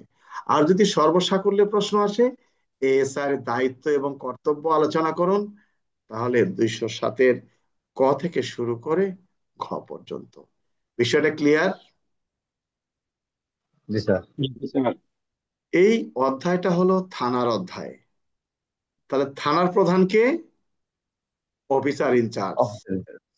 তাহলে একজন এএসআই কে অফিসার ইনচার্জ কোন কোন দায়িত্ব দিতে পারবেন সেটি উল্লেখ করা আছে পিআরবি 207-এ। তো আমরা না বুঝে শুনে 14টা ধারা টারা দিয়ে ভর্তি করে রাখতেছি, 14টা পিআরবি দিচ্ছি। তাহলে এএসআই নিয়োগের উদ্দেশ্য কি? এএসআই নিয়োগের উদ্দেশ্য হলো থানার সাব ইন্সপেক্টরকে মামলা তদন্তের কাজে অফিসিয়াল সাহায্য কর্মকর্তা। সহযোগিতা করা। কারণ এই এএসআই তো কালকে সাব ইন্সপেক্টর হতে পারে, কারণ সাব ইন্সপেক্টরের পিএসআই গিরি আছে শিখার জন্য, এএসআই তো নাই, আছে? না তাহলে স্যার। না স্যার। তাহলে একজন সাব ইন্সপেক্টর, যদি একজন এএসআই, আজকে এএসআই, রাতের বেলা সে সাব ইন্সপেক্টর হলো, সকালে তার ডিউটি দেয়া হলো, পরের দিনে তার নামে দুটো মামলা তদন্ত করার নির্দেশ দেয়া হলো, সে কি করবে যদি না জানে? এই জন্যই ব্রিটিশ বলে দিয়েছে যে পুলিশ তুমি তো জানো না, তোমার সিনিয়রের কাছে শিখো, শিখে তুমি তদন্ত সম্পর্কে ধারণা নেও। তো এই জন্য বলছে যে একজন এএসআই সাব ইন্সপেক্টরের রুটিন মাফিক কেরানির কাজ করবেন, এবং এই জন্য তাদেরকে সুনির্দিষ্টভাবে দায়ী করা যাবে। তবে অন্যান্য কাজের বিষয়ে তাদেরকে দায়ী করা যাবে না। তারা যথাযথভাবে তাদের দায়িত্ব পালন করতেছেন কিনা, এই জন্য একজন সাব ইন্সপেক্টর তাকে কিন্তু তদারকিও করবেন। বিষয়টা কি বুঝতে পারছো? জি স্যার। আবার যদি আসে, থানায় একজন এএসআই নিয়োগের উদ্দেশ্য কি? পিআরবি 201। এখন প্রশ্ন হলো, থানায় কর্মরত একজন এএসআই কে কোন ধরনের দায়িত্ব অর্পণ করা যাবে না? পিআরবি 207-এর খতে বলা আছে যে এফআইআর, মামলার কেস ডায়েরি, জেনারেল ডায়েরি এবং ভিলেজ ক্রাইম নোটবুক ব্যতীত একজন এএসআই কে অন্যান্য সকল দায়িত্ব দেওয়া যাবে। তার মানে এই ভিলেজ ক্রাইম নোটবুক, এফআইআর বা কেস ডায়েরি বা জেনারেল ডায়েরি, এগুলো দায়িত্ব একজন এএসআই কে লিপিবদ্ধ করার দায়িত্ব একজন এএসআই কে দেয়া যাবে না। এই তো, আচ্ছা। তবে একটা কথা বলা হয়েছে, যখন একজন এএসআই নিজেই থানার ভারপ্রাপ্ত কর্মকর্তার দায়িত্বে থাকবেন, তখন কিন্তু তিনি এই বিষয়গুলো লিপিবদ্ধ করতে পারবেন। আমার কথা বুঝতে পারছো? জি স্যার। আচ্ছা, এএসআই কি মামলা তদন্ত করতে পারে? আমি কাউকে বুঝাতে পারি না। ভুল উত্তর দেয়, বলে স্যার পারে। কখন পারে? কয় যে যখন ডিউটি অফিসারের দায়িত্বে থাকেন তখন। তাই হলো? না স্যার। না স্যার। এখানে কি বলা আছে আমরা ভালো করে পড়ে দেখি, 207-এ গতে, যখন ওসি এবং জুনিয়র সাব ইন্সপেক্টর অনুপস্থিত থাকেন, অসুস্থ, ফৌজদারি কার্যবিধির 4-এর ধারার সিনিয়র এএসআই ওসির দায়িত্ব গ্রহণ করিতে পারবেন এবং ওসির সকল দায়িত্ব তিনি পালন করবেন। জরুরি পরিস্থিতি ব্যতীত তাকে অবশ্য তদন্ত কাজে নিয়োগ করা যাবে না। নিয়োগ করা যাবে না, এখানে কি লেখা আছে যে এএসআই নিজেই তদন্ত নেবেন? কি? না স্যার। এখন যদি প্রশ্ন আসে এএসআই কি মামলা তদন্ত করতে পারেন, আমরা লিখবো পিআরবি 255 ঘতে একজন এএসআই মামলা তদন্ত করতে পারেন না। তবে পিআরবি 207-এর অনুযায়ী অনিবার্য কারণে একজন এএসআই মামলা তদন্ত করতে পারেন। বিষয়টা ক্লিয়ার? জি স্যার। Clear sir. আবার এই প্রশ্নে যদি আসে, আপনি একজন এএসআই, অফিসার ইনচার্জের অনুপস্থিতিতে রমনা থানার দায়িত্বে আছেন, থানায় আর কোনো অফিসার নেই, একটি ডাকাতির ঘটনা এসেছে। এ ধরনের ঘটনায় আপনার করণীয় কি? কি করবেন এএসআই? এগুলো বোঝো আগে ভালো করে। এখন ডাকাতির কথা কইছে 395, 97 হাবিজাবি নিয়ে দৌড়ে আর লাভ নাই। এই 207-এর গতে বলা আছে যে যদি এখানে বলা আছে, দেখো, যে একজন এসআই উপস্থিত থাকেন, এখানে স্পষ্ট করে উল্লেখ করে, দেখো, বিশেষ জরুরি এমনকি যখন এসআই অনুপস্থিত থাকেন, বিধি অনুযায়ী তিনি একটি উল্লেখযোগ্য মামলার খবর পেয়ে থাকিলে এফআইআর লেখা এবং চোদ্দের পাকড়াও করিবার ব্যবস্থা গ্রহণ ব্যতীত অন্য সকল কাজ করিবেন না। যদি এসআই থানার সীমানার মধ্যে থাকেন, তাহলে এসআই এফআইআর এর অনুলিপি অভিযোগকারী দলকে সেখানে পাঠাবেন। এরপরে কি বলছে দেখাতো, এসআই বলছে এসআই অনুপস্থিত বা অসুস্থ থাকলে কেবল তখনই এসআই নিজে তদন্তের ভার গ্রহণ করবেন। আমার কথা বুঝতে পারছো? তার মানে জি স্যার। এসআই যখন থানার দায়িত্বে থাকবেন, তখন যত রকমের ঘটনা আসবে তিনি সেটা মোকাবেলা করতে পারবেন, এবং এজাহারের কপিটা তিনি সাব ইন্সপেক্টর যেখানে আছে সেখানে পাঠাবেন। যদি সাব ইন্সপেক্টর নাই থাকে, তখন কি করবেন? নিজেই তিনি তদন্তের দায়িত্বভার গ্রহণ করবেন। আর প্রশ্ন হলো, এএসআই কি মামলা তদন্ত করতে পারে? একটা হলো নিজে তদন্তভার গ্রহণ করা, আর একটা হলো তাকে তদন্তের দায়িত্বে দেয়া। দুটো কি এক হলো কি? না স্যার। প্রশ্নের উত্তরগুলো আগে বুঝতে হবে। একজন এএসআই কে কোন ধরনের ডিউটিতে নিয়োজিত করা যেতে পারে? বলা আছে যে এএসআই কে লোকদের সম্পর্কে জানার জন্য, জরিমানা আদায়ের জন্য, এবং অস্বাভাবিক মৃত্যুর খোঁজ খবর নেওয়ার জন্য গার্ড এসকর্ট অনুরূপ পুলিশ দলের অধিনায়কের জন্য দায়িত্ব দেওয়া যাবে। তো এই যে বিষয়টা, এটা কার জন্য বলা হয়েছে? আমাদের এখানে গুরুত্বপূর্ণ হলো তিনটা। পিআরবি 207 ক, এএসআই নিয়োগের উদ্দেশ্য কি? খ, এএসআই কে কোন ধরনের দায়িত্ব দেয়া যাবে যাবে না? গ, এএসআই কি মামলা তদন্ত করতে পারেন কি পারেন না? বিষয়টা ক্লিয়ার? কি, কারো কোনো বক্তব্য আছে জি স্যার। এই সম্পর্কে? না স্যার।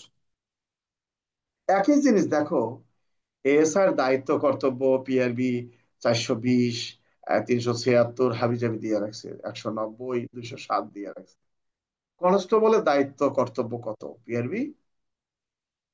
208। এখানে তো আবার ওই পিআরবি কনস্টেবলের অন্যান্য গুলা দেয় নাই যে, যেমন 190 দেয় নেই। ওখানে তো বলা আছে একজন কনস্টেবল সার্কেল অফিসে থাকবে। ওটা ভুলটা স্যার আমরা জানি পড়বো না, ওরা জানে না, না আমরা ভুলটা পড়বো না। আচ্ছা, কনস্টেবল। এখন যদি আসে যে একজন পুলিশের দায়িত্ব কর্তব্য, তাহলে আমরা চলে যাব পুলিশ আইনে। পুলিশের ট্রেডার এখন কনস্টেবলের দায়িত্ব এবং কর্তব্য, কনস্টেবল কি গ্রেপ্তারি পরোয়ানা তামিল করতে পারেন? স্যার, পারে স্যার। স্যার। কনস্টেবলের নামে কি গ্রেপ্তারি পরোয়ানা হাওলা করা যায়? যায় না যায় স্যার। স্যার। যায়। কনস্টেবল কি এসকর্ট ডিউটি করতে পারেন? পারেন। আচ্ছা, ভালো কথা। কনস্টেবল কি ট্রাফিক ডিউটি করতে পারেন? পারেন। সাক্ষী পারেন স্যার। তলবের ক্ষেত্রে কনস্টেবলকে কি সঙ্গে নেওয়া যায়? যায়। তার মানে স্যার, যায় স্যার। একজন কনস্টেবলকে গুরুত্বপূর্ণ করণিকে যে মন্ত্রীর কাছে কি নিয়োজিত করা যায়? যায়। জি স্যার, যায় স্যার।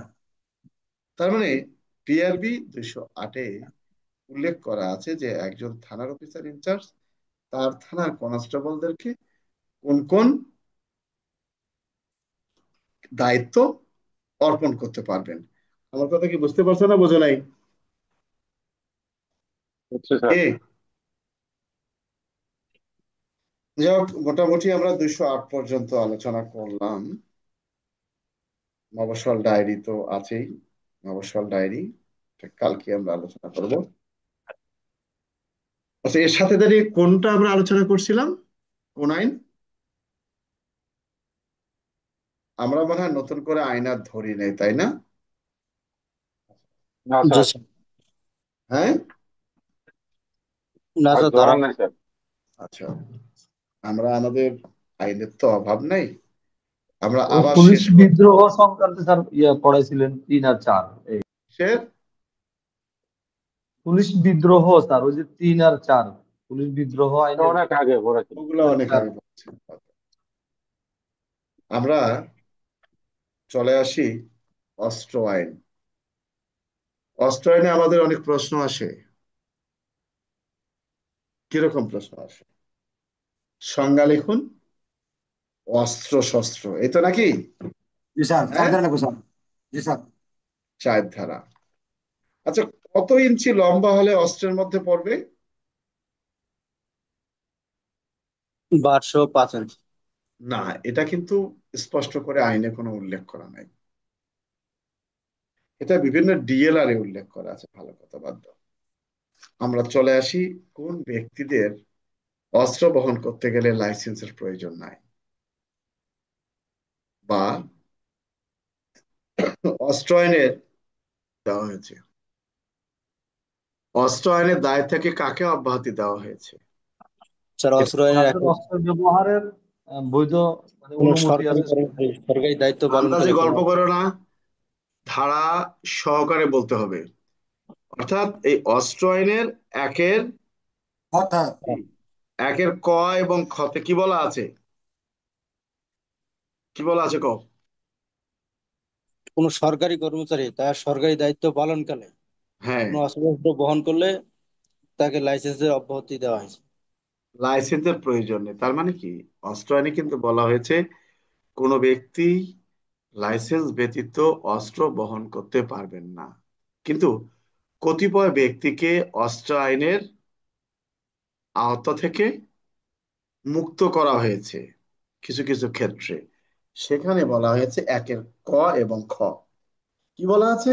অস্ত্রশস্ত্র গোলাবারুদ, অর্থাৎ একটা বাসে করে কিছু অস্ত্র যাচ্ছে, তা কি বাসের মালিকের কি লাইসেন্সের প্রয়োজন আছে? জি স্যার। আরে বাসে করে অস্ত্র নিয়ে যাচ্ছ তুমি, বাসের মালিকের না অস্ত্রের স্যার, প্রয়োজন আছে? না না স্যার, স্যার, না না। স্যার। হ্যাঁ স্যার, না দরকার স্যার। নেই। যাওয়ার সময়, বরিশাল যাওয়ার সময় 2 কার্টুন অস্ত্র বরিশালে একজন ইম্পোর্টার বরিশালে নিয়ে গিয়ে বিক্রি করবে, নিয়ে যাচ্ছে, তা কি লঞ্চের মালিক কি এটা লাইসেন্স করবে? না স্যার, লঞ্চের গাড়ি লাগবে না। না স্যার। এইটাই বলেছে একের কতে। অস্ত্রশস্ত্র গোলাবারুদ সমুদ্রগামী জাহাজে অবস্থিত সামরিক সাজ সরঞ্জাম, যাহা উহার সাধারণ সাব সম্ভার অথবা যন্ত্রপাতি অন্তর্ভুক্ত। কি বলছে? প্রথমে দেখি, এই আইন 1878 নামে অভিহিত হইবে এবং এই আইন সমগ্র বাংলাদেশে পরিণত, কিন্তু ইহার কোন বিধান নিম্নোক্ত ক্ষেত্রে প্রযোজ্য হবে না। অর্থাৎ এই আইনের বিধানটা নিম্ন বর্ণিত ক্ষেত্রে প্রযোজ্য হবে না। দুই বলেছে, সরকারি আদেশ বলে অথবা সরকারি কর্মচারী হিসেবে কর্তব্য কোন সরকারি কর্মচারীর আদেশ বলে অস্ত্রশস্ত্র নির্মাণ, উৎপাদন, পরিবর্তন, রূপান্তর, বিক্রয়, আমদানি রপ্তানি, পরিবহন ইত্যাদির কারণে কোনো অস্ত্র ধারণ অথবা অধিকারে রাখা। ধারণ কোনটাকে বলে বুঝো? কোনো কিছুতে রাখা।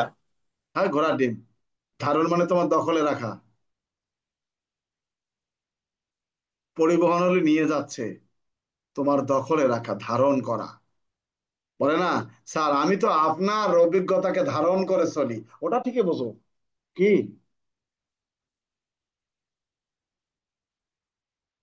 এটাকে বোঝো?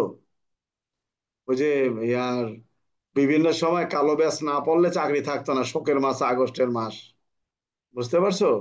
তো অনেকজনে বলতো যে আমরা তো সেই স্মৃতিকে ধারণ করে রাখি। এখন আবার কেউ লেখো না যে আমি, আমার বাবা অমুক ছিল, প্রজন্মের সন্তান টন্তান। এখন আমরা কথা বললেও বলতো যে এরা তো আসলে স্বাধীনতা বিরোধীর বংশধর। কি যে একটা অবস্থা, বুঝতে পারছো তো? ধারণ লিখতো যে আমরা স্বপ্নকে ধারণ করে চলি, এই স্বপ্ন ধারণ। ধারণ মানে তোমার দখলে রাখা। যাই হোক, তাহলে আমরা চলে আসি এখানে, অস্ত্র শস্ত্র গোলা বারুদ বলা হয়েছে, এগুলো বুঝতে হবে। আচ্ছা, আমরা এখানে অনেকগুলো ধারা বলা আছে, আমরা এগুলোতে যাব না, আমরা চলে আসবো 12 ধারায়। প্রশ্ন আসছে, প্রশ্নের উপরে লেখা আছে একজন এএসআই এর করণীয় কি, উপরে লেখা আছে। দিয়ে 1 নম্বর প্রশ্ন আসছে, ক নামক এএসআই রাস্তায় ডিউটি করাকালে খ নামক ব্যক্তিকে লাইসেন্সবিহীন অস্ত্র নিয়ে লাইসেন্সবিহীন অস্ত্র নিয়ে সন্দেহজনক ঘোরাফেরা করতে দেখলেন, কি করবেন? স্যার, অস্ত্রায়নে 12 ধারা বারো উল্লেখ দ্বারা করা আছে। মোতাবেক বারো নেওয়া কোনো দ্বারা। হবে। ব্যক্তির অস্ত্রের লাইসেন্স থাকুক বা না থাকুক, যদি কোনো ব্যক্তি তার অস্ত্রের লাইসেন্স নিয়ে যদি সন্দেহ করে ঘোরাফেরা করে, সেক্ষেত্রে পুলিশ অফিস তাকে বিনামূল্যে গ্রেপ্তার করতে পারবেন। আচ্ছা, তার মানে এখন এখানে যদি কেউ লেখে সিজ করব, প্রশ্ন আছে সংশ্লিষ্ট পুলিশ অফিসার করণীয় কি? সিজ করব, ঊর্ধ্বতন অফিসারকে জানাবো, মামলা দেব, আসল কথাটাই লেখা নেই। আমার কথা কি বোঝা গেছে? অর্থাৎ অস্ত্র আইনের 12 ধারায় কি বলেছে, একজন পুলিশ অফিসার কিংবা একজন জনসাধারণ, কোনো ব্যক্তির অস্ত্রের লাইসেন্স থাকুক বা না থাকুক, যদি সে ব্যক্তি সন্দেহজনকভাবে ঘোরাফেরা করেন, তাহলে একজন পুলিশ অফিসার সেই ব্যক্তিটাকে বিনা পরোয়ানায় গ্রেপ্তার করতে পারবেন। কথাটা ক্লিয়ার? এখন তুমি কবে স্যার খালি গ্রেপ্তার করব, অস্ত্রটা হেফাজতে নেব না? প্রশ্নে কিন্তু ওটা বলে নাই যে ক নামক ব্যক্তিকে অস্ত্র সহ আটক করেছেন, এক্ষেত্রে আপনার করণীয় কি?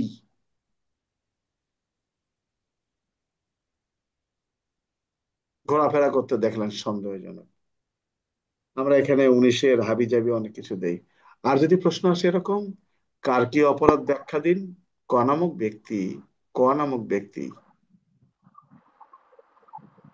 লাইসেন্সবিহীন অস্ত্র নিয়ে ঘোরাফেরা স্যার আমি করা একটু কথা কালে বলতে আচ্ছা, ক নামক ব্যক্তি লাইসেন্সবিহীন অস্ত্র নিয়ে ঘোরাফেরা করা কালে পুলিশ কর্তৃক ধৃত হন। কার অপরাধ জানতে চাওয়া হয়েছে? কয়ের, এই তো নাকি?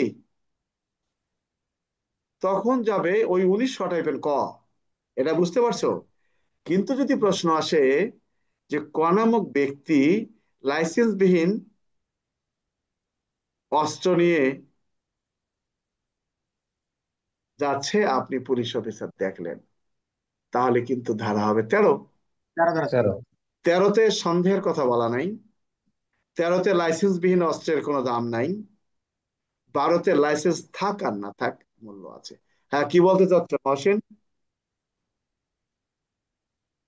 মহসিন, সরি স্যার বলতে চাচ্ছিলাম, স্যার বলতে চাচ্ছিলাম হলো স্যার আমরা অন্যান্য গাইড করে স্যার এমন একটা অবস্থানে পৌঁছে গেছি যে সত্য কথা সব ভুলে গেছি স্যার। এই না যে তো, স্যার আপনার প্রশ্নটা স্যার দেখালেন যে অস্ত্র সহ একজন লোক মানে পাওয়া গেলে পুলিশের করণীয় শুধু আইনি বলা হয়েছে 12 ধারায় গ্রেফতার করবে, এরপরে তো কিছু চাই নাই স্যার। আরে কিন্তু বাবা অন্যান্য 19 গাইডে ক, এক একজন এই রাস্তা শুনো, এটা তুমি তো প্রচলিত, তুমি থানার কাজটা ওখানে নাও কেন?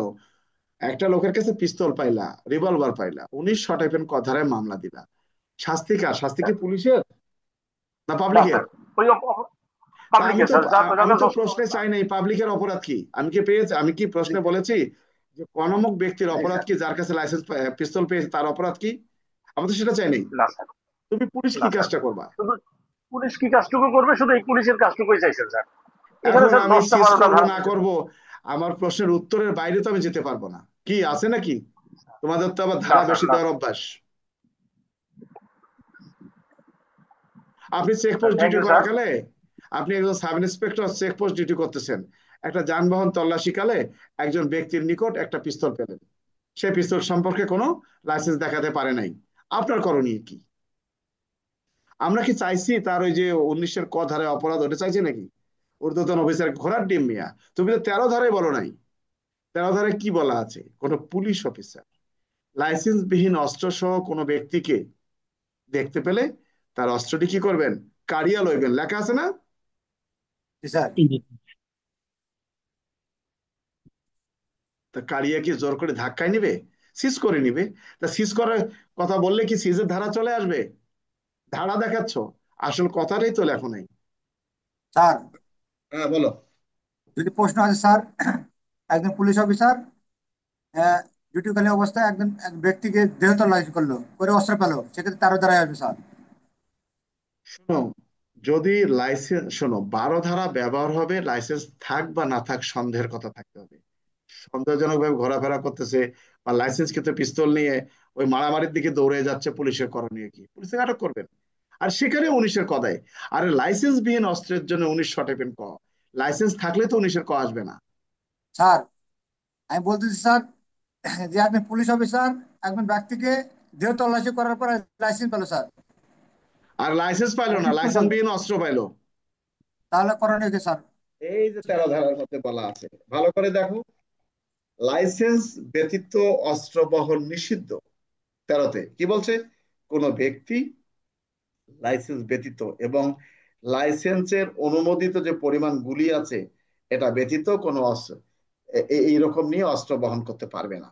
সেখানে কি বলছে দেখো, কেহ লাইসেন্স ব্যতীত অথবা এই ধারার বিধান লঙ্ঘন করে অস্ত্রশস্ত্র বহন করলে যে কোনো ম্যাজিস্ট্রেট বা পুলিশ কর্মকর্তা অথবা এ ব্যাপারে সরকার কর্তৃক ক্ষমতা অর্পিত কোনো ব্যক্তি তাহাকে অস্ত্রমুক্ত করতে পারবেন, অর্থাৎ তার নিকট থেকে অস্ত্রটি কাড়িয়া লইতে পারবেন।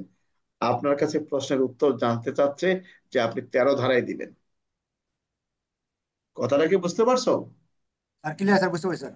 আপনি ঊর্ধ্বতন অফিসারকে জানাবেন, ঘেরাও করবেন, সিজ করবেন, এ করবেন, তো উত্তর তো এটা চাই নাই। 19 টাইপের ক, ক কি? বেআইনি ভাবে অস্ত্র শস্ত্র দখলে রাখার শাস্তি। তো আপনি কে? আপনি আজকে এই কাম করবেন? আপনার উচিত কি? আপনার উচিত হলো এই সংক্রান্তে অস্ত্রটা নিয়ে তাকে আটক করা। স্যার কত ধারা আটক করব, কি করব না করব, এত তো কিছু নাই এখানে ব্যাখ্যা। প্রশ্নে যেটা জানতে চাচ্ছি আমরা সেটাই দেব। আমার কথা কি বুঝতে পারছো না, বোঝো নাই কি? জি স্যার, বলছি স্যার। তারপরে তোমরা ভুল করে লিখে দিও, সিজ করবো, ঊর্ধ্বতন অফিসারকে জানাবো, সশস্ত্র পুলিশ দল নিয়োগ করব, 379 পিআরবি থানায় জমা দেবো, তাই না? কিরে মনির হোসেন? আচ্ছা, এই যে একটা প্রশ্ন আসছিল পরীক্ষায়, সংশ্লিষ্ট পুলিশ অফিসারের করণীয় কি, অর্থাৎ এই সাজ্জাদ সাউন্ড বন্ধ করো, লেখা আছে একজন পুলিশ অফিসারের করণীয় কি। এক প্রশ্ন আসছে এরকম, আপনি নির্বাচন চলাকালীন সময়ে নির্বাচন কেন্দ্রের দায়িত্বে আছেন, নির্বাচন কেন্দ্রের অভ্যন্তরে ক নামক ব্যক্তিকে লাইসেন্সকৃত পিস্তল সহ দেখতে পেলেন। তার মানে নির্বাচন কেন্দ্রের অভ্যন্তরে যদি কোনো ব্যক্তি লাইসেন্সকৃত পিস্তল নিয়ে প্রবেশ করে, এটা আপনি দেখেন, তাহলে আপনার করণীয় কি। এই প্রশ্নটার মধ্যে 12 ধারায় গ্রেপ্তার দেখানো হয়েছে, অন্যান্য গাইডে আবার অস্ত্রের মামলাও দিয়েছে। আসলে আসল কথাই জানে না। অস্ত্র আইনের 17 কতে কি বলা আছে, যে সরকারি নিষেধাজ্ঞা সত্ত্বেও, অর্থাৎ নির্বাচন চলাকালীন সময়ে যে স্থানে অস্ত্র নিয়ে প্রবেশের নিষেধাজ্ঞা দেয়া হয়েছে, সেখানে যদি কোনো ব্যক্তি অস্ত্র শস্ত্র নিয়ে প্রবেশ করেন, তাহলে কি বলা আছে দেখো, অস্ত্র শস্ত্র দেখো, এখানে স্পষ্ট বলা আছে সরকার, আচ্ছা ভালো কথা, বলা আছে দেখো, আদেশ লঙ্ঘন করে অস্ত্রশস্ত্র সঙ্গে নিয়ে চলাফেরা করিলে যে কোনো ম্যাজিস্ট্রেট, পুলিশ কর্মকর্তা অথবা সরকার কর্তৃক এ সম্পর্কে অন্য কোনো ব্যক্তিকে নাম উল্লেখ করিয়া বা তার পদমর্যাদা ক্ষমতা দান করিলে তিনি উপরোক্ত ব্যক্তিকে অস্ত্রমুক্ত করতে পারবেন এবং তাহার লাইসেন্স বাতিলের বিষয়ে জাতীয় বা স্থানীয় নির্বাচনের সময়কালের জন্য সাময়িকভাবে বাতিল করতে পারা যাবে। তার মানে কি, পুলিশ অফিসার তার লাইসেন্সটা বাতিলের জন্য আবেদন করবেন, তার অস্ত্রটা কেড়ে নেবেন। আর কেড়ে নিতে গেলে কায়রে নিয়ে কি পকেটে ঢুকাবে? অবশ্যই সিজ করে নিতে হবে। তাই বলে তাকে কিন্তু আপনি অ্যারেস্ট করতে পারবেন না। আপনার প্রশ্নে কিন্তু বলা নাই সন্দেহজনক ভাবে ঘোরাফেরা করতেছে, আর আপনি 12 ধারায় গ্রেপ্তার করলেন। তাহলে ভুলটা কার? ভুলটা কি আমার, না যারা বই লিখছে তাদের, না ছাত্রদের? কে? যাই হোক, আমরা আপাতত আজকে আর আলোচনা নাই করি, অনেক আলোচনা করলাম। আহ তো এটিএসআই গ্রুপ সকাল 7টায় তোমরা তোমাদের ক্লাসে চলে আসো। এটিএসআই রা আবার 13 তারিখ থেকে এদের আবার ক্যাম্পিং আছে, সকাল 7টা থেকে লেফট রাইট শুরু হয়ে যাবে। কাজে কাজেই এনাদেরকে একটু সাহায্য করতে হবে। কারো কিছু বলার থাকলে বলতে পারো। কিছু বলার আছে? মহসিন কিছু বলবা নাকি?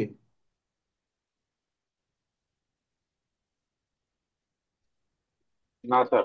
Negative sir. আচ্ছা, আহ তো আমার প্রশ্ন হলো, সবাইকে পড়তে হবে, না পড়লে ভালো রেজাল্ট করা যাবে না। সামনে পরীক্ষা তো, আমরা মোটামুটি, আমার মনে হয় কোনো প্রশ্ন বাদ নাই যেগুলো আমরা আলোচনা করি। আছে এরকম কিছু সাইফুল? না স্যার, মোটামুটি আলোচনা করা হয়েছে। তারপরেও আমরা আবার সর্বশেষ সাজেশন আলোচনা করব আরো পরে। সবাই ভালো থাকো, ধন্যবাদ। কালকে আবার রাত 9টায় কথা আসসালামু হবে। আলাইকুম রহমতুল্লাহ। কালকে আমাদের জুমের আইডি পাসওয়ার্ড চেঞ্জ হবে, আমি জানাবো। ভালো থাকো সবাই, ধন্যবাদ। জি, আসসালামু আলাইকুম স্যার।